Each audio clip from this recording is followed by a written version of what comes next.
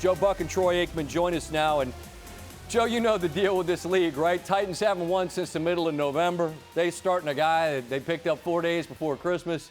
Jacksonville's got everything cooking. It's going to be easy, right? No, you got to really earn it against Mike Vrabel's group. What impressed you most about what it took and what Jacksonville had when it mattered? I think the really good teams have multiple ways that they can beat you. And we've seen the offense kind of hit its stride here down the stretch for the Jaguars. But tonight it was the defense in a second half that flat out won the game. And you think about this season for the Jaguars, as you said, Doug Peterson, what a selection to come here and really mentor the young quarterback. He's done that before in his career. And now Trevor Lawrence is the one benefiting from this, an organization that watched the great Tony Boselli become the first Jaguar going into the Hall of Fame to begin the year, and now they end the season in the postseason. And tonight, it was all about the defense, in my opinion, in the second half. They get that scoop and score, and on they go as the number 4 seed. Because this offense had some opportunities that they just missed. Troy, this number 1 pick, and you were once one, right? You're allowed to grow. You're allowed to learn. You're allowed to take steps forward. Your career ends in Canton. Lawrence is just getting going. When he looks at this tape and they prepare for a playoff game, which this team earned, what's he going to see on that tape? Well, he's going to see a lot of missed opportunity. You go back to when these two teams met week 14, that was a career day for Trevor Lawrence, and I think that was kind of the expectation coming into this. But you kind of let off with it. Don't underestimate Mike Vrabel in games like this, and his team showed up and did a really nice job. They handled the running game like we thought that they would, but missed opportunities. I know Jimmy Johnson used to always say to us, it's not how many big plays you make, it's how few bad plays you make. I think there was a little bit of truth in all of that, to where they avoided some of the bad plays, but they missed some big plays that would have made a real big difference in this game. But like Joe said, this young defense, I like what Trent Baalke, the general manager, has done. And Doug Peterson has these guys believing, and a young defense, a young athletic defense, really kind of flexed their muscle there in the second half, particularly in the fourth quarter, and that was the difference in the game. I agree, because I don't know that they'd have won that game I don't know if the offense was going to go down the field and score. They might have, but it felt like it was going to be a tall mountain to climb for them.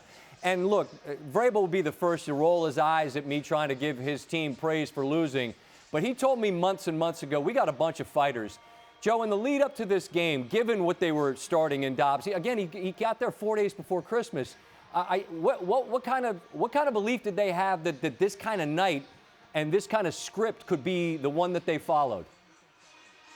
Well, I think that was really their only choice at this point, with Ryan Tannehill on IR and going through the ankle surgery, and he's not here. So then it's a question of, is Joshua Dobbs better than the rookie? And Malik had, opportunity this year. He never threw for 100 yards in the game. I think they had a little bit more chance with a guy who's been around for 6 years in the NFL. Only his second start, but at least he's been around and he knows how to run a huddle, and he knows, he knows the workings of an NFL game. And I think this was their best shot. It was the quarterback, Dobbs, and Derrick Henry, and it just wasn't enough, once they turned it over a couple of times. And, you got to credit the Jaguar defense for making those plays when they had it. Yeah, you get into a game like this, and I think that if you told Mike Vrabel coming into this game that you would have a chance with 4 minutes left in the game, with possession of the ball to go win, yeah, I think he would have taken that. And so everything kind of went the way that it needed to. They would have liked to have gotten Derrick Henry going a little bit more. He got 100 yards, but he took 30 carries in order to do it. But I think some of the inexperience from Dobbs showed itself. This was a big stage, let's be honest. And I'm a fan of Josh Dobbs and what his journey has been and what he's done. He gave his team a chance, did a lot of really good things. But at the end, I think some of the inexperience showed.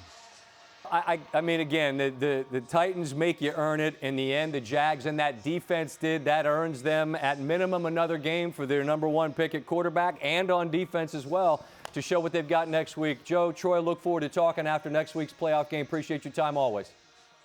Thanks, Scott. Absolutely. Thanks. Thanks for watching ESPN on YouTube. For live streaming sports and premium content, subscribe to ESPN+.